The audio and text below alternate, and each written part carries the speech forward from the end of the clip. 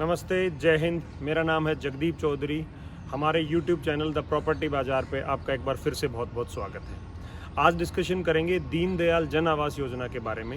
हरियाणा सरकार की एक पॉलिसी है दीनदयाल जन आवास योजना, जो कि अब गुड़गांव, फरीदाबाद और पंचकुला में भी है। इससे पहले ये स्कीम इन 3 डिस्ट्रिक्ट्स में नहीं थी, इसीलिए ये वीडियो आज बना रहे हैं, क्योंकि ये इन शहरों के लिए नई पॉलिसी है। तो सबसे पहले इस पॉलिसी के बारे में हम डिटेल डिस्कशन करेंगे। इसके बाद क्या ये गवर्नमेंट पॉलिसी है, इसको कौन ले सकता है, इसके एलिजिबिलिटी क्राइटेरिया क्या हैं, क्या इसके अंदर आपको प्रधानमंत्री जन आवास योजना की सब्सिडी मिलती है, इसका अलॉटमेंट कैसे होता है और क्या आपको ये लेनी चाहिए, और अगर लेनी चाहिए तो आपको किन किन बातों का ध्यान रखना चाहिए। क्या ये पॉलिसी गुड़गांव की रियल एस्टेट मार्केट को चेंज करने का दम रखती है? जी हाँ, लास्ट में डिस्कशन करेंगे। तो आइए शुरू करते हैं। दीनदयाल जन आवास योजना पॉलिसी क्या है? सबसे पहले बात करेंगे, क्या ये गवर्नमेंट पॉलिसी है? इसको थोड़ा सा डीपली समझिएगा, क्योंकि सबसे ज़्यादा क्वेश्चन दिमाग में यही आता है कि क्या ये गवर्नमेंट पॉलिसी है। देखिए, गवर्नमेंट पॉलिसी का मतलब क्या है। एक गवर्नमेंट पॉलिसी होती है हाउसिंग बोर्ड स्कीम। हरियाणा सरकार हाउसिंग बोर्ड स्कीम के अंतर्गत मकान बना के लोगों को देती है। दूसरी प्लॉटेड स्कीम होती है जिसको हम हुड्डा के प्लॉट्स बोलते हैं। डिपार्टमेंट गवर्नमेंट का है, वो जो सेक्टर्स बनाते हैं वो गवर्नमेंट पॉलिसीज के अंडर बनते हैं। दूसरी एक पॉलिसी आती है जिसको हम बोलते हैं अफोर्डेबल हाउसिंग पॉलिसी। पॉलिसी तो ये भी गवर्नमेंट की है, लेकिन इसको गवर्नमेंट का कोई डिपार्टमेंट, हरियाणा सरकार का कोई डिपार्टमेंट नहीं बनाता है। डिपार्टमेंट सिर्फ गाइडलाइन डिसाइड करता है। अब आप एक बात समझिएगा कि गाइडलाइन तो हर चीज़ के लिए डिसाइड होती है। जैसे मान लीजिए कि मैं कोई भी हाई राइज बनाता हूँ या अफोर्डेबल बनाता हूँ, तो दोनों में फ़र्क क्या है समझिए। दोनों में फ़र्क ये है कि अफोर्डेबल की गाइडलाइंस बहुत ज़्यादा रिस्ट्रिक्ट करती हैं पॉलिसी को, बहुत लिमिटेड वेरिएशंस आपके पास होते हैं जब आप अफोर्डेबल हाउसिंग बनाते हैं। जैसे मान लीजिए अगर मैं एक ऑर्डिनरी टाउनशिप बनाता हूँ तो मेरे को FAR कंज्यूम करना है। मान लीजिए मेरा एक FAR बनता है X नंबर, तो उस X नंबर के अंदर जब मैं ऑर्डिनरी टाउनशिप बनाता हूँ तो मैं 2 बेडरूम भी बना सकता हूँ, 3 बेडरूम भी, मैं पेंट हाउस भी बना सकता हूँ, मैं 2 बेडरूम के साइजेस में भी वेरिएशन कर सकता हूँ। लेकिन जब मैं अफोर्डेबल हाउसिंग पॉलिसी पे आता हूँ तो वो पॉलिसी मुझे रिस्ट्रिक्ट करती है ये सब करने से। वहाँ पे मुझे एरिया मेरा फिक्स होता है कि मिनिमम एंड मैक्सिमम मेरा ये रहेगा कारपेट एरिया। मेरा रेट भी फिक्स होता है, उसका अलॉटमेंट भी गवर्नमेंट करती है। टोटल टाउनशिप का साइज भी रिस्ट्रिक्ट होता है कि आप 5 एकड़ से ज़्यादा नहीं बना सकते। तो ये स्पेशल पॉलिसीज़ होती हैं, नॉर्मल ऑर्डिनरी पॉलिसीज़ नहीं होती। सेम हमारी दीनदयाल जन आवास योजना पॉलिसी है। सिमिलरली जैसे अफोर्डेबल हाउसिंग सोसाइटी की एक पॉलिसी है, ये उसी तरीके से रिस्ट्रिक्ट करती है डेवलपर को। वो ओपनली प्लॉट के साइज़ नहीं रख सकता, अपनी मर्जी से रोडों के साइज़ नहीं रख सकता, अपनी मर्जी से पार्कों के साइज़ कम या ज़्यादा नहीं कर सकता। तो ये रिस्ट्रिक्ट करती है। अब बात आती है कि अफोर्डेबल हाउसिंग पॉलिसी में और दीनदयाल जन आवास योजना में क्या डिफरेंस है। सबसे पहला डिफरेंस ये है कि दीनदयाल जन Awas Yojana high rise apartment नहीं है, जबकि अफोर्डेबल हाउसिंग पॉलिसी सिर्फ और सिर्फ हाई राइज अपार्टमेंट के लिए होती है। पहला और सबसे बड़ा डिफरेंस वो हाई राइज अपार्टमेंट होता है और ये प्लॉट होता है। दूसरा, वहाँ पे आपको रेट बाउंड होता है अफोर्डेबल हाउसिंग पॉलिसी में। जैसे गुड़गांव के लिए 4,000 रुपये स्क्वायर फीट आपका बाउंड है, आप 4100 भी नहीं ले सकते हैं।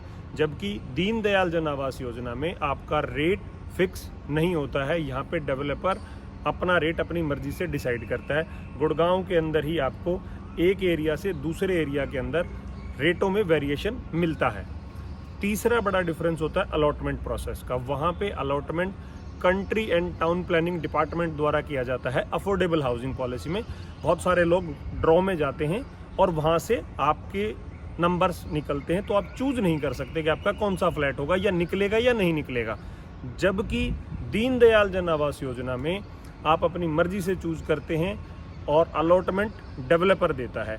उसके पास ऑप्शन है, वो first come first serve basis दे सकता है, वो ड्रॉ कर सकता है, उसके अपने ऑप्शन से वो जैसे भी चाहे अलॉट कर सकता है। तो ये 3 बड़े डिफरेंसेस हैं अफोर्डेबल हाउसिंग पॉलिसी में और दीनदयाल जन आवास योजना में। आई होप आप समझ गए होंगे कि ये कितनी सरकारी पॉलिसी है। सरकारी मतलब कोई डिपार्टमेंट नहीं बनाता, country and town planning Haryana government इसकी गाइडलाइन डिसाइड करती है। उन्हीं गाइडलाइंस के अकॉर्डिंग डेवलपर को ये डेवलप करनी होती है। फ्री हैंड नहीं होता है डेवलपर, उनके अकाउंट भी रेरा के पास रजिस्टर्ड होते हैं और इस प्रोडक्ट को 2 हिस्सों में डिवाइड किया जाता है।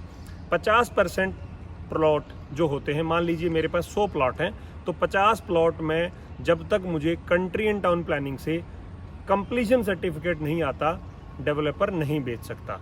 तो गाइडलाइंस बहुत स्ट्रिक्ट होती हैं, इसीलिए इनको बोला जाता है कि भैया ये सरकार की पॉलिसी है। बट सरकार की पॉलिसी का मतलब आप समझ गए होंगे, यहाँ पे सरकार डेवलप नहीं करेगी, डेवलप कोई डेवलपर ही करेगा। बट गाइडलाइंस बहुत स्ट्रिक्ट, बहुत अच्छी हैं, जो कि country and town planning Haryana government ने बनाई है। तो ये था, क्या ये पॉलिसी सरकारी है कि नहीं है। अब बात करेंगे दीनदयाल पॉलिसी क्या है। इस पॉलिसी की जो गाइडलाइंस हैं Haryana and country town planning ने वो क्या क्या डिसाइड की हैं, मैं इस वीडियो में आपको स्लाइड भी शेयर कर दूंगा और इसके नीचे डिस्क्रिप्शन में आप जाएंगे तो PDF में आपको पूरी की पूरी पॉलिसीज़ में डाउनलोड करके आपको दूंगा। मैं ब्रीफ आपको करता हूं कि क्या होता है। सबसे पहले बता देता हूं कि ये पॉलिसी हरियाणा गवर्नमेंट द्वारा 2016 में नोटिफाई किया गया था इस पॉलिसी को, लेकिन उस टाइम पे 3 शहर इससे बाहर थे, जैसा मैंने पहले बताया, पंचकुला, गुड़गांव और फरीदाबाद। बाकी शहरों के लिए पॉलिसी थी। थोड़ा सा ब्रीफ कर देता हूँ पॉलिसी बनाने का रीजन क्या था। ये पॉलिसी बनाने का रीजन ये था कि बहुत सारे जो हमारे शहर होते हैं उनके अंदर अगर आप देखेंगे तो 60 to 70% अनऑथोराइज वो शहर बसते हैं। पहले कच्ची कॉलोनियाँ बनती हैं, फिर उनको अप्रूव किया जाता है, वो ऑर्गेनाइज वे में डेवलप नहीं होता है शहर। तो शहरों को ऑर्गेनाइज वे में डेवलप करने के लिए पॉलिसी बनाई गई थी, ताकि जो छोटी छोटी कॉलोनियाँ बनती हैं उनकी जगह पे रेजिडेंशियल एरिया के अंदर चीज़ें ऑर्गेनाइज वे में डेवलप हो पाएँ। तो सबसे पहले तो जैसे मैंने आपको बताया, ये 2016 में नोटिफाई किया गया था। इसका जो बेसिक क्राइटेरिया वो समझिए। ये पॉलिसी कहती है कि टाउनशिप 5 एकड़ से 15 एकड़ के बीच ही बन सकती है।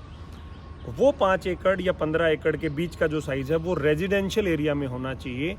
कहीं पे भी आप लैंड लेके नहीं बना सकते। जैसे गुड़गांव की अगर मैं बात करूं तो किसी सेक्टर में जो भी आर जोन है, चाहे वो द्वारका एक्सप्रेसवे पे हो, न्यू गुड़गांव में हो, SPR रोड पे हो, एक्सटेंशन रोड पे हो, कहीं पे भी, बट वो आर जोन के अंदर होना चाहिए, तभी आप बना सकते हो।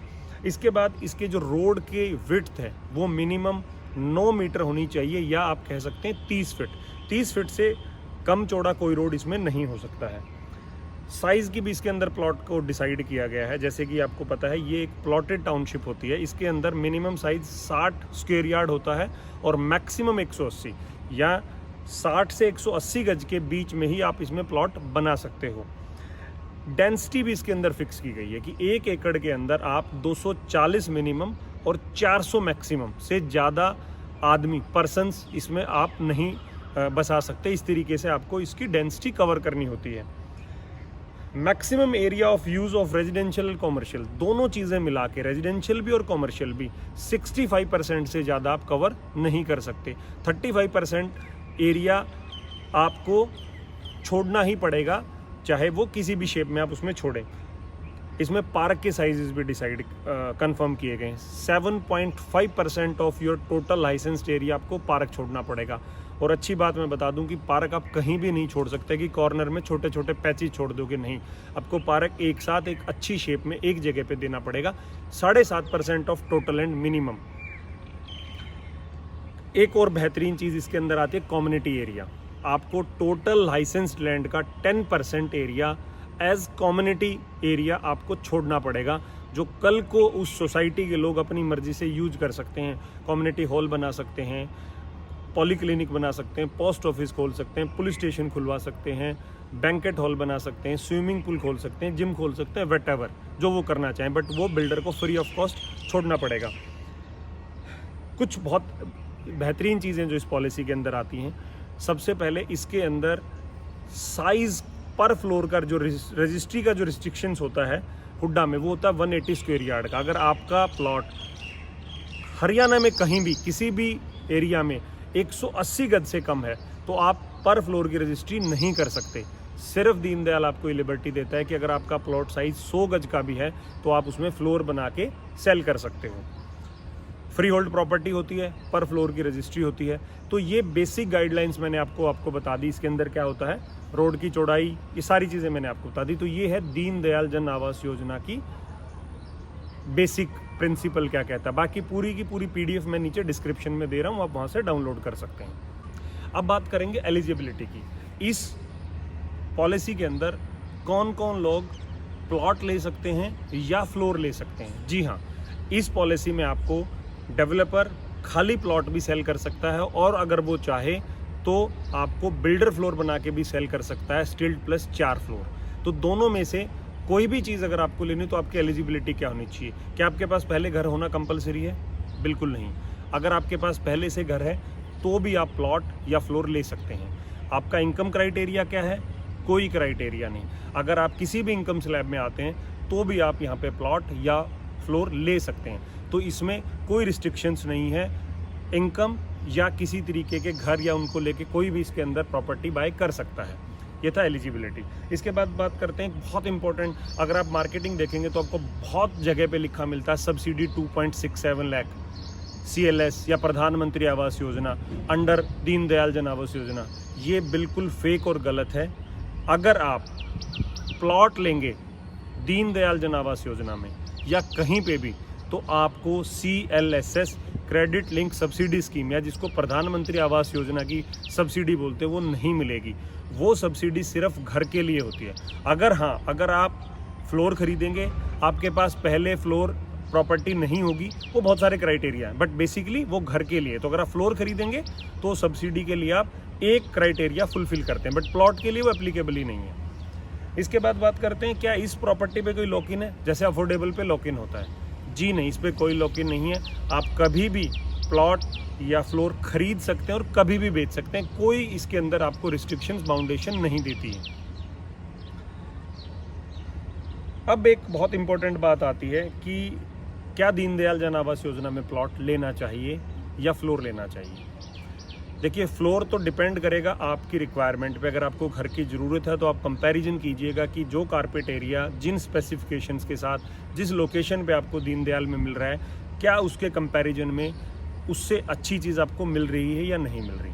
लेकिन हाँ, अगर आप प्लॉट की बात कर रहे हैं तो मैं आपको 100% श्योर करता हूँ कि आपको प्लॉट लेना चाहिए। और आने वाले टाइम में गुड़गांव के अंदर बहुत सारे बिल्डर डेवलपर आपको ये ऑप्शन प्रोवाइड कराने वाले हैं। तो आपको अलर्ट रहना होगा, आपको रेडी रहना होगा प्लॉट बाय करने के लिए, क्योंकि यहाँ पे आपको 100 गज का प्लॉट भी मिल सकता है। मान लीजिए अगर कोई द्वारका एक्सप्रेसवे के ऊपर डेवलपर प्लॉट लेके आते हैं जिसका रेट होता है 60,000, तो गुड़गांव के एरिया में, गुड़गांव शहर में 60 लाख रुपीज़ में अपना प्लॉट, वो भी एक सेक्टर में डेवलप एरिया में आपको मिल सकता है, जो आज के टाइम पे कहीं और पॉसिबल ही नहीं है। तो प्लॉट एक बेहतरीन अपॉर्चुनिटी है जिसके लिए आपको अलर्ट रहना होगा। लेकिन साथ ही साथ मैं आपको बता दूं कि इस एग्रेशन में आप गलती ना करें। किन किन चीज़ों का आपको ध्यान करना है इन्वेस्टमेंट करने से पहले, वो भी बहुत इंपॉर्टेंट है। रीजन समझिएगा, जब कोई प्रोडक्ट लॉन्च होता है, ना केवल डेवलपर बल्कि मेरे जैसे लोग जो मार्केट में प्रॉपर्टी कंसल्टेंट का काम करते हैं, वो पूरे बाजार में एक हाइप क्रिएट करते हैं, जिस हाइप की वजह से आप बेसिक चीज़ें भूल जाते हो कि आपको क्या क्या चीज़ें देखनी चाहिए। इसके बाद हम बात करेंगे कि दीनदयाल जन आवास योजना में इन्वेस्टमेंट करने से पहले आपको किन किन चीज़ों के बारे में सोचना है, क्या क्या बातें आपको ध्यान रखनी है। इसके ऊपर हम एक पूरी वीडियो बनाएंगे, क्योंकि ये वीडियो ऑलरेडी काफ़ी लंबी हो गई है। तो आप प्लीज़ नोटिफिकेशन बेल भी प्रेस कीजिएगा। नेक्स्ट वीडियो में मैं आपको बताऊंगा कि किस तरीके की दीनदयाल आपको लेनी चाहिए और लेने से पहले किन किन बातों का आपको ध्यान रखना चाहिए। तो नमस्ते, जय हिंद, मिलते हैं नेक्स्ट वीडियो में।